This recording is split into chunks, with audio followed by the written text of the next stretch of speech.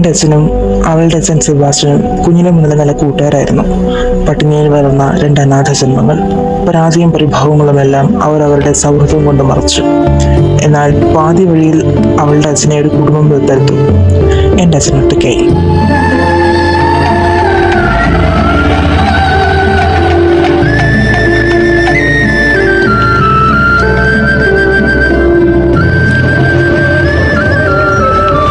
വർഷങ്ങൾ കഴിയുന്തോറും തൻ്റെ കൂട്ടുകാരനെ കണ്ടുപിടിക്കണം എന്ന് തന്നെയായിരുന്നു എൻ്റെ അച്ഛൻ്റെ ചിന്ത.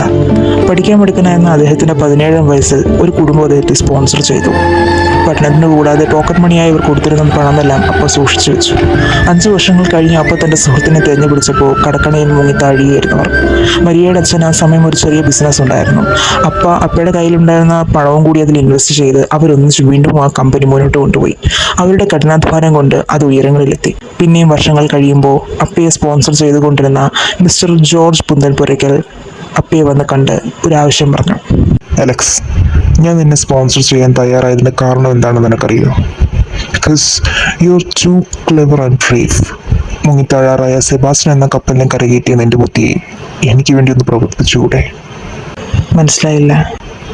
I want you to assist me and take care of my company. ഈ ജന്മം മുഴുവൻ ചെയ്തു തീർത്താലും തീരാത്ത കടപ്പാടുണ്ടായിരുന്നു എൻ്റെ അപ്പയ്ക്ക് ആ മനുഷ്യനോട്. പറ്റില്ല എന്ന് പറയാൻ അദ്ദേഹത്തിന് കഴിഞ്ഞില്ല.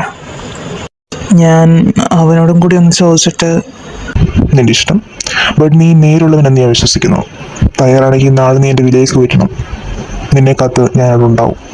അപ്പം മരിയയുടെ അച്ഛൻ്റെ സമ്മതവും വാങ്ങി പിറ്റേ ദിവസം കാലെടുത്ത് വെച്ചു പുത്തൻപുരയ്ക്കലെ മണ്ടയിൽ. നഷ്ടത്തിലോടിക്കൊണ്ടിരുന്ന അവരുടെ കമ്പനിയെ നിലയ്ക്ക് നിർത്താൻ എൻ്റെ അപ്പം ഉണ്ടാക്കിയ ഒരു ചെറിയ കരാറിനെ സാധിച്ചു. Wow, your dad is really genius. He is. പിന്നെന്താ നടന്നതെന്ന് പറ. പിന്നീട് പുത്തൻപുരയ്ക്കൽ ജോർജിൻ്റെ ഏറ്റവും വലിയ വിശ്വസ്തനായി മാറി എൻ്റെ അപ്പ. എത്രയും വലിയ വിശ്വസ്തനാണെന്ന് ചോദിച്ചാൽ അയാളുടെ മുഴുവൻ സ്വത്തും ഒരു വലിയ കമ്പനി മുഴുവനും എൻ്റെ അച്ഛനെ ഏൽപ്പിച്ച് സ്വസ്ഥനായിട്ടിരിക്കാൻ അദ്ദേഹത്തിന് സാധിക്കും വിധം. പക്ഷേ എപ്പോഴോ ഒരിക്കൽ പുത്തൻപുരയ്ക്കൽ ജോർജിൻ്റെ ഏറ്റവും ഇളയ പുത്രിയായ സൂസനെ എൻ്റെ അപ്പ കണ്ടുമുട്ടി. ശരിക്കും പറഞ്ഞാൽ എൻ്റെ അപ്പയെ എൻ്റെ അമ്മയെ വളർത്തത്. വേണ്ട വെച്ചിട്ട് കൂടി അമ്മയുടെ സ്നേഹത്തിന് മുന്നിൽ ആ ബുദ്ധിരാക്ഷസൻ വീണു. പരസ്പരം അഗാധമായി പ്രണയിച്ചു.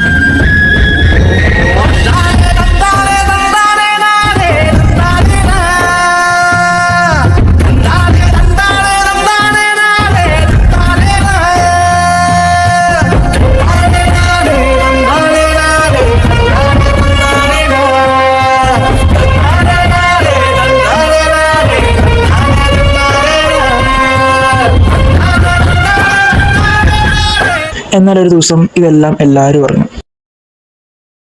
കണ്ടില്ലേ അപ്പച്ച, തലയിൽ കെട്ടി വെച്ചേക്കുമല്ലായിരുന്നോ?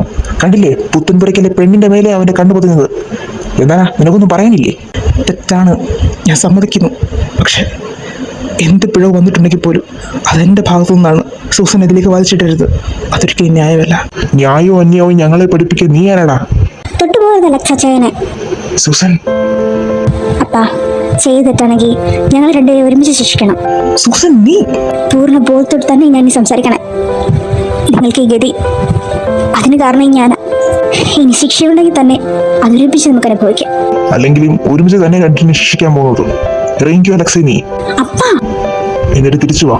പുത്തൻപുരയ്ക്കലെ ജോർജിന്റെ വിശ്വസ്തനായിട്ടല്ല, ഒരു വലിയ കമ്പനിയുടെ ഒരു നേതാവായിട്ട്. നിന്റെ പെണ്ണ് ഇവിടെ തന്നെ കാണും. ഇത് പുത്തൻപുരയ്ക്കൽ ജോർജിന്റെ വാക്കാ. അപ്പച്ച, ആർക്കെങ്കിലും എന്തെങ്കിലും എതിരഭിപ്രായം ഉണ്ടെങ്കിൽ മിണ്ടരുത്. പൊക്കോ ഇടണം. എന്നെ തിരുത്താൻ പറ്റരുത്.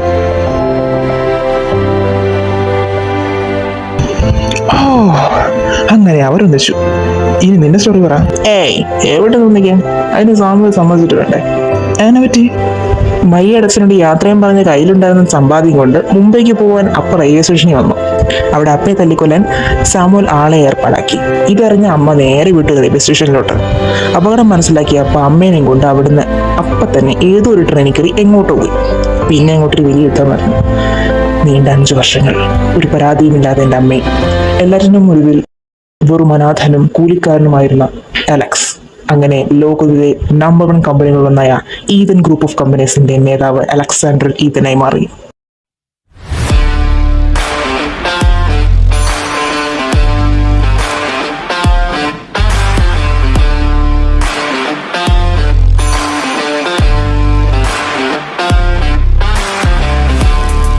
അപ്പോഴേക്കും മരിയയുടെ അച്ഛന് കല്യാണം കഴിഞ്ഞ് ഒരു കുഞ്ഞും ഉണ്ടായി.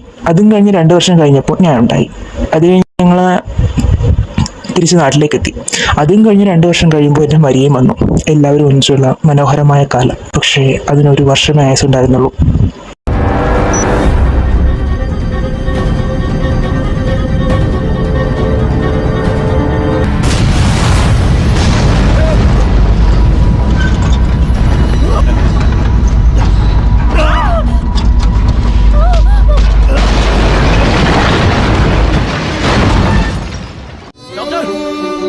डॉक्टर!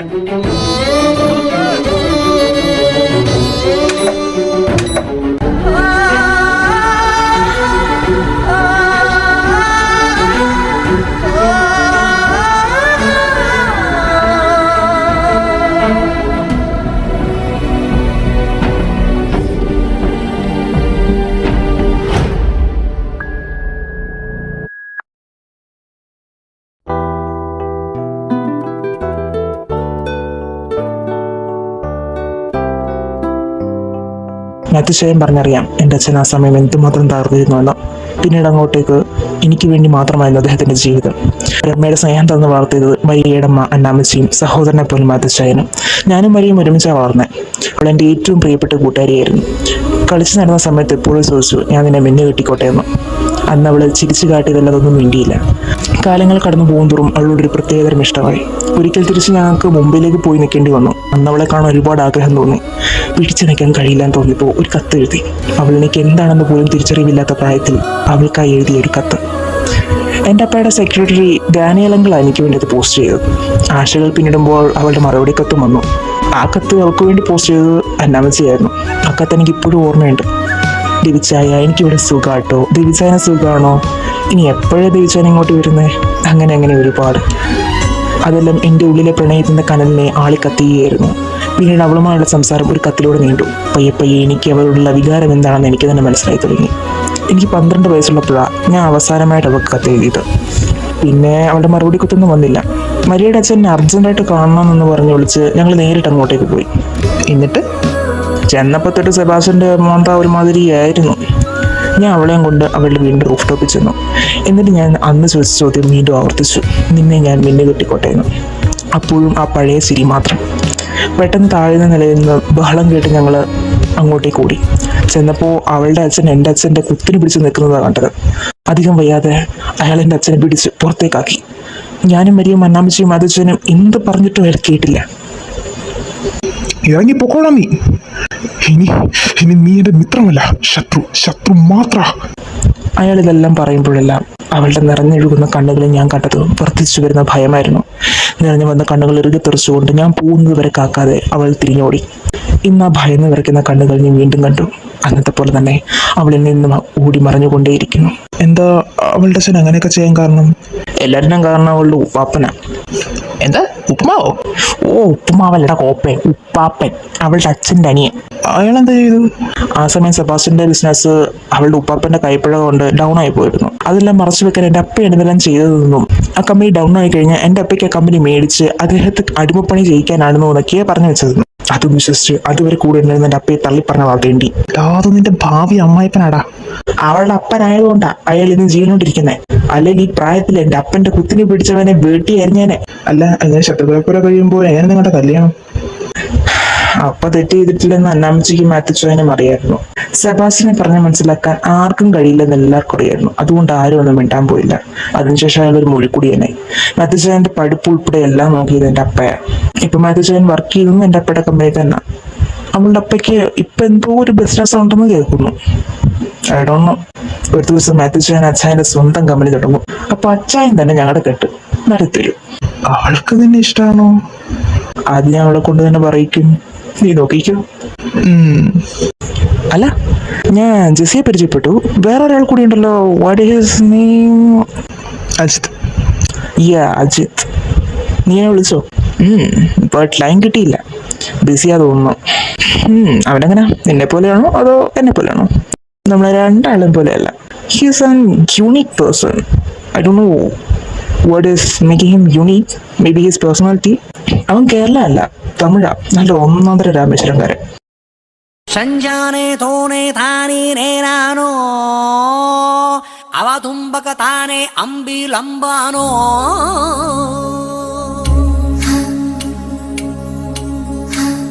വന്ന സമയത്ത് അവൻ എന്നോട് പോലും വേണ്ടുമെന്ന് ഞാൻ പ്രതീക്ഷിച്ചില്ല. എനിക്കും ജെസ്സിക്കും അങ്ങനെ പറയത്തക്ക ഫ്രണ്ട്സ് ഒന്നും ഇല്ലായിരുന്നു. ഞാനും ജെസ്സി എപ്പോഴും ക്ലാസ്സിൽ ഒറ്റപ്പെട്ട് നിൽക്കുന്ന രണ്ടുപേരായിരുന്നു. അതാ ഞങ്ങൾ രണ്ടുപേരും ഒരുമിപ്പിച്ചത്. അജിത്തിന് ആരോടും സംസാരിക്കുന്ന ഇഷ്ടമല്ലായിരുന്നു. ഞാനും ജെസ്സിയും കഴിവിന്റെ പരമാവധി ശ്രമിച്ചു, എന്നിട്ടും അവൻ വേണ്ടിയതേ ഇല്ല. ഇന്ന് നമ്മുടെ കോളേജിൽ റാങ്ക് ഒന്നും ഇല്ലാത്തതിന്റെ മെയിൻ റീസൺ അവനാ. യെസ്, അവന് തെറ്റെന്ന് തോന്നിയാൽ അവനത് എതിർക്കും, അത് ആരോടാണെങ്കിലും. ഒരിക്കൽ ജെസ്സി എന്നെയും ചേർത്തൊരു പറച്ചിലുണ്ടായി. ആദ്യം അതിനെ വലിയ കാര്യമാക്കിയില്ല, എന്നാലും പിന്നീട് അത് വഷളായി. ഒരുപാട് നാൾ ജെസ്സി കോളേജിലേക്ക് വന്നേയില്ല. ഒരു ദിവസം അവിടെ തിരിച്ചു വന്നപ്പോൾ സീനിയേഴ്സ് അവിടെ പിടിച്ചു നിർത്തി, പിന്നെ ഓരോന്ന് പറഞ്ഞ് അവളെ നാണം കെടുത്തി. അവൻ്റെ ശരിക്കുള്ള ആ ക്യാരക്ടർ അന്ന് എല്ലാവരും പറഞ്ഞത്.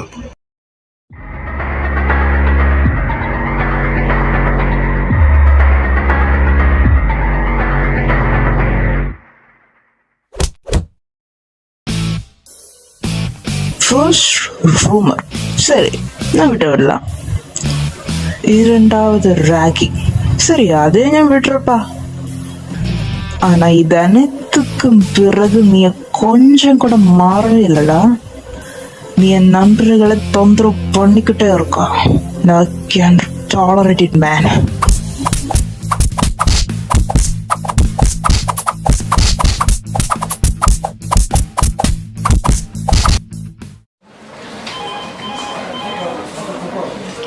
ആരെയാർക്കാനാണ് വന്നിരിക്കുന്നത്? അജിത് കുമാർ.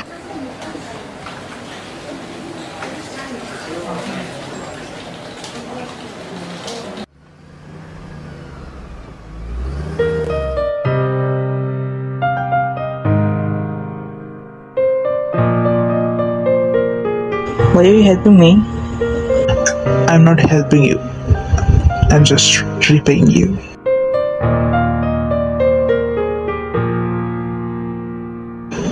അന്ന് മുതല അവൻ ഞങ്ങളുടെ കൂടെ ആയത്. അവന്റെ മിക്കവർക്കും പേടിയാ. അത്രയ്ക്ക് ടെററാ? അവനെ മനസ്സിലാക്കാത്തതൊക്കെ അവൻ ടെററാ. സമയം പോയതറിഞ്ഞില്ല. വാ കിടക്കാം.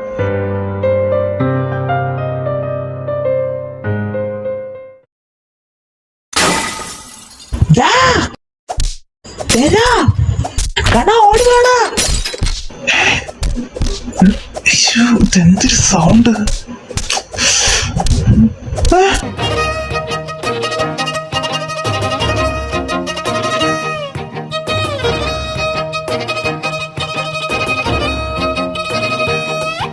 അയ്യോ അപ്പു, നിർത്ത്. കണ്ടാ ഇവൻ കള്ളനാടാ. പുല്ല്, ഇത് കള്ളനല്ല, അജിത്താടാ. അയ്യോ സോറി ബ്രോ, വിട്രാ. യാടാ നീ? ഞാൻ ഇതാ ഞാൻ പറഞ്ഞ ഫ്രണ്ട്, മൈ ബുജി. Hi bro, we met in such a critical situation. Sorry for the misunderstanding. തള്ളിപ്പോ. തള്ളാനോ? ആയ ബ്രോ, തള്ളിപ്പോട തിരുട്ടുമുഞ്ചി. ഞാനെന്നെ തെറിയും വിളിക്കുന്നു. ഇനി അവൻ ഇണങ്ങാൻ പാടാ.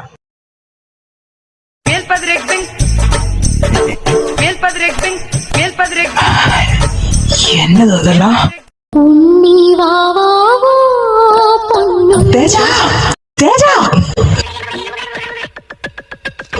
തേജ, വിളിക്കണോ? പോയിട്ടൊരാളെ. എന്താടാ இந்த பொருளெல்லாம் என் ஃப்ரெண்டோட தான்டா. கர்மம். I'm taking the couch. What? How are you going to sleep on couch? Bro, I said sorry, so get out of your anger, please. Did I ever ask you to speak? Did I? No. Just leave it.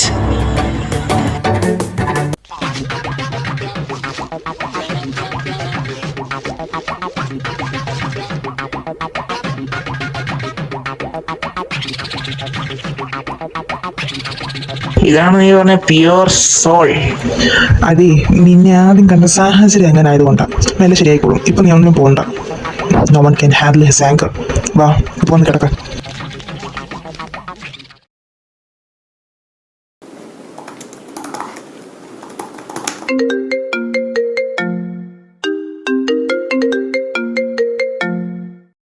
Hello D, നീ ഇന്ന് കോളേജിലോട്ടില്ലേ?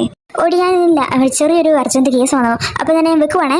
ഞാൻ ഉച്ചയ്ക്ക് വിളിക്കാം, കുറച്ച് ബിസിയാ. Bye. Hello hello Maria, hello.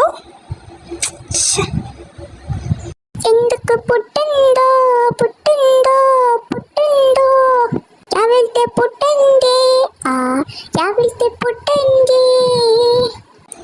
എന്തുവാടി? നീ അറിഞ്ഞോ, റേച്ചനും ശ്രീതും വരും ഇന്നുമായിട്ട്. അവിടെ ക്യാമ്പ് കഴിഞ്ഞു? അവിടെ ക്യാമ്പ് കഴിഞ്ഞു. അമ്മു, മരിയ വന്നോ? ഇല്ല ചേട്ടാ, എന്തോ അവൾക്ക് സുഖമില്ലെന്നാ പറഞ്ഞത്. ഓക്കെ. ഇല്ല ചേട്ടാ, അവൾ ഇന്നും വന്നിട്ടില്ല.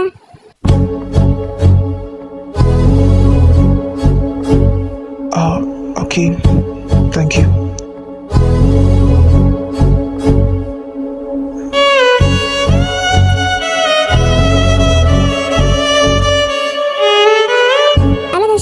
ചേട്ടൻ എന്തിനാ എന്നും മരിയ വന്ന് അന്വേഷിക്കുന്നത്? Something is not right. Phone വിളിച്ച് എടി എനിക്കിന്ന് വരാൻ വയ്യ, ഇന്ന് ഞാനില്ല എന്നൊക്കെ പറഞ്ഞിട്ട് കട്ടാക്കും. പിന്നെ ഒന്നും ചോദിക്കാനും പറ്റില്ല, വിളിച്ചാലൊട്ട് എടുക്കത്തുമില്ല. അവൾക്ക് എന്തെങ്കിലും വിഷമമുണ്ടോ? അങ്ങനെയുള്ളൊന്നും അവൾ പറയില്ലല്ലോ. എന്തായാലും അവരും കൂടെ വന്നിട്ട് ശനിയാഴ്ച നമുക്ക് അങ്ങോട്ടേക്ക് ഒന്ന് പോകണം. അവളെന്താ വരാത്തെ? ഇനി ദേശമായിട്ട് എങ്ങനെ അവളെ ഇഷ്ടമെന്ന് പറഞ്ഞോ? അതുകൊണ്ട് തന്നെ ഫേസ് ചെയ്യാൻ പറ്റാത്തോണ്ടാണ് അവൾ വരാത്തെ.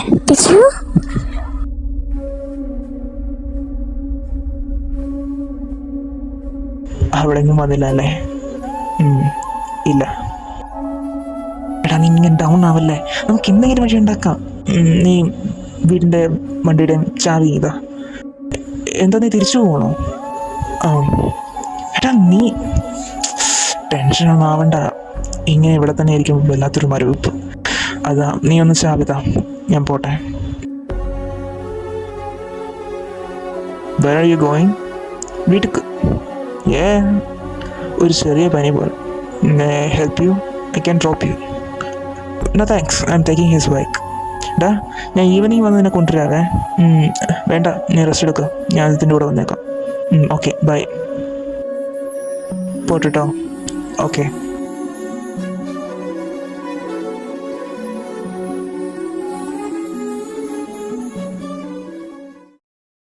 അവളെന്താ ചേച്ചി? അവള് കഴിച്ചോ? കുറച്ച് മുമ്പ് വന്ന് കഴിച്ചു എന്ന് വരുത്തിയിട്ട് എണീറ്റ് പോയി. അവൾക്ക് എന്നാ പറ്റി? ആർക്കറിയാം, എന്നോടൊന്നും പറയുന്നില്ല. ഹലോ മെത്തച്ചായ, ഇത് ഡേവിഡ് ആണേ. അച്ഛൻ ഇന്ന് ഈവനിങ് ഫ്രീ ആണോ? മോനെ, നീ കഴിച്ചോ? ഇല്ല, കഴിക്കാൻ പോവാ. വേഗം പോയി കഴിക്കുക, ഇപ്പോൾ ഇതെല്ലാം തന്നിട്ടുണ്ടാവും. സാരമില്ല, ഞാൻ റീഹീറ്റ് ചെയ്തോളാം. പിന്നെ ചേച്ചി, ഞാൻ ഇന്ന് മരിയുടെ വീട്ടിൽ വരെ പോവേ. അവൾ 2 ദിവസമായിട്ടായി ക്ലാസ്സിൽ വന്നിട്ട്. അയ്യോ, എന്നാ പറ്റിയൊക്കെ വയ്യേ? അറിയത്തില്ല, ചെന്ന് നോക്കട്ടെ. നീ ഒരുങ്ങിട്ട് മിസ് കോൾ വല്ലതും ചെയ്യും, ഞാനൊരു ടാക്സി വിടാം. നീ ഇപ്പോൾ കഴിക്കേ. ഓക്കെ. അതാരത്?